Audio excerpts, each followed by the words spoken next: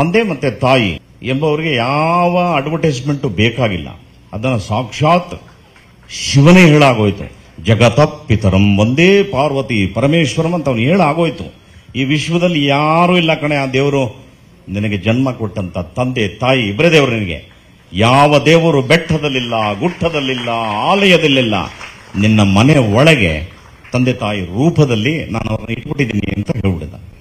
ಇದು ಇವತ್ತಿನ ಮಕ್ಕಳು ಬಹಳ ಜವಾಬ್ದಾರಿಯಿಂದ ತಿಳ್ಕೋಬೇಕಾದಂತ ವಿಷಯ. ಇದು ಒಂದೇ ಎಂಥ ಅದ್ಭುತ ಅಂದರೆ, ಈ ಜಗತ್ತೇ ಸೃಷ್ಟಿಯಾದಾಗ ಪ್ರಜಾಪತಿಗಳ ಮುಖಾಂತರ ಜನರನ್ನ ಹೆಚ್ಚಿಗೆ ಜನಸಂಖ್ಯೆ ಮಾಡಬೇಕು ಅನ್ನೋ ಒಂದು ಕಾಲಘಟ್ಟಗಳೆಲ್ಲ ಹಿಂದೆ ಸಾವಿರಾರು ವರ್ಷದ ಕಥೆಗಳಿವೆಲ್ಲ. ಅವತ್ತಿಂದನೂ ಕೂಡ ಬಂದಂಥದ್ದು ಒಂದೇ, ದೇವರು ನಾನು ನಿನ್ನ ತಂದೆ ಮತ್ತೆ ತಾಯಿ ಸ್ವರೂಪದಲ್ಲಿ ನಿನ್ನ ಜೊತೆಗೆ ಇರ್ತೀನಿ ಅನ್ನೋದು. ಅದು ತಿಳ್ಕೊಂಡ್ಬಿಟ್ರೆ ಸಾಕು ಮಕ್ಕಳು. ಒಂದು ಸ್ವ ಅನುಭವ ಇದು. ಯಾವ ಮಕ್ಕಳು ತಮ್ಮ ತಂದೆ ತಾಯಿಗಳಿಗೆ ವಿಧೇಯರಾಗಿದೆ, ಇರಲಿ ನಿಮ್ಮ ಆಸೆಗಳು ಸಾಕಷ್ಟು ಇರುತ್ತೆ, ಆದರೆ ವಿಧೇಯತೆ ಇರಬೇಕು.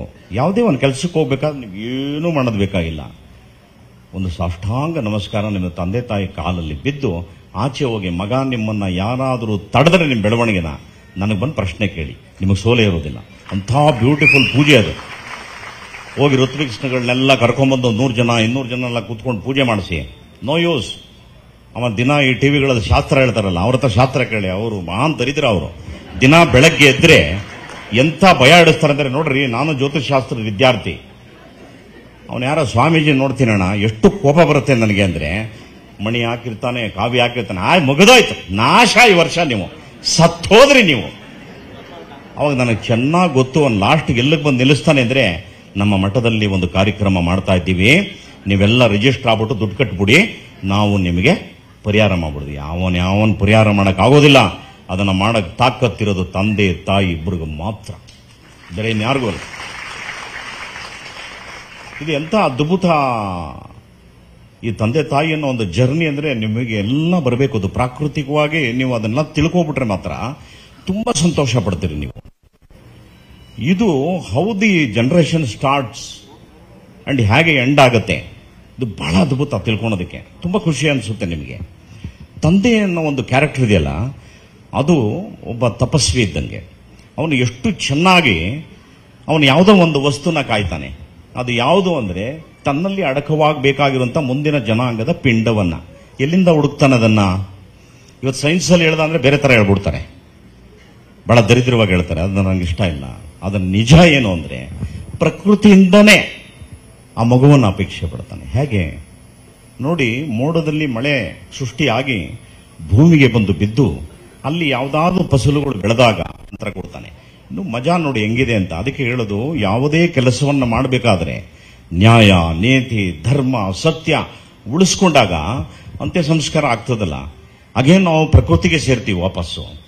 ತಿರ್ಗಾ ಏನ್ರಲ್ಲಿ ಮಾಡ್ತಾರೆ, ಇಲ್ಲ ಉಣ್ತಾರೆ, ಇಲ್ಲ ಸುಡ್ತಾನೆ, ಮತ್ತೆ ಮಳೆ ಬರುತ್ತೆ. ಅದೇ ನೋಡಿ ನಮ್ಮನ್ನ ಕರ್ಕೊಂಡು ಹೋಗುವಂತ ಯಂತ್ರ, ಅದೇ ಬಹಳ ದೊಡ್ಡ ಯಂತ್ರ ಅದು. ತಿರ್ಗಾ ವಾಪಸ್ಸು ನಮ್ಮ ಜೀವಾಣ ಹೋಗುತ್ತೆ ಮೇಲ್ಗಡೆಗೆ, ತಿರ್ಗಾ ವಾಪಸ್ ಸೈಕಲ್ ಬರುತ್ತೆ ವಾಪಸ್ಸು, ತಿರ್ಗಾ ಬಂದು ಭೂಮಿಯಲ್ಲಿ ಹುಟ್ಟುತ್ತೆ. ಅದನ್ನ ಆಹಾರವಾಗಿ ಯಾರು ತಗೋತಾನೆ? ಅವನೇ ತಂದೆ. ಅದನ್ನ ಯಾರು ದಾನ ಕೊಡ್ತಾನೆ? ಅವರೇ ತಾಯಿ.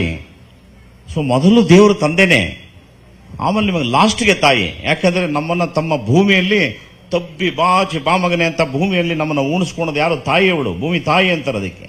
ಸೊ ಹಾಗಾಗಿ ಪ್ರಕೃತಿಯಲ್ಲೇ ತಂದೆಯೂ ಇದ್ದಾನೆ, ತಾಯಿಯೂ ಇದೆ. ಇದೇ ಎಲ್ಲ ಧರ್ಮಗ್ರಂಥಗಳು ಹೇಳುವಂಥದ್ದು. ಇವತ್ತು ಸೈನ್ಸ್ ಜನರೇಷನ್ ನಾವು ಮಾತಾಡೋಕೆ ಆಗೋದಿಲ್ಲ, ಕೇಳೋ ಪೇಷನ್ಸ್ ಇಲ್ಲ. ಈಗ ನಾವು ಯಾವ್ದಾದ್ರು ಒಂದು ಒಳ್ಳೆ ಅಂಶವನ್ನ ನಮ್ಮ ಒಂದು ಯಾವ್ದೋ ಹಾಕ್ತೀವಿ, ಒಳ್ಳೆ ವಿಷಯಕ್ಕೆ ಲೈಕ್ಸ್ ಬರಲ್ಲ. ಯಾವ್ದಾದ್ರು ಹಿಂಗ್ ನಿಂತಿರೋ ಹುಡುಗಿದಾಕಿ, ಒಂದು ಲವರ್ದಾಕಿ ನೋಡ್ದ ಅಂದ್ರೆ 20,000 ಲೈಕು, 30,000 ಲೈಕು, 1 ಕೋಟಿ ಲೈಕು ತಗೊಳ್ಳಿ ಹೊರಟೋಗ್ತದೆ. ಅಂದ್ರೆ ನಾವೆಲ್ಲಿದ್ದೀವಿ ಅಂದ್ರೆ, ನಾವು ಷಡ್ಗುಣದಲ್ಲೇ ಅಡಗ್ಬಿಟ್ಟಿದ್ದೀವಿ. ಕಾಮ, ಕ್ರೋಧ, ಮೋಹ, ಲೋಭ, ಮದ, ಮತ್ಸರ ತುಂಬಿ ಮಜ್ಜನವಾಗ್ಬಿಟ್ಟಿದೆ ನಮ್ಮ ದೇಹ.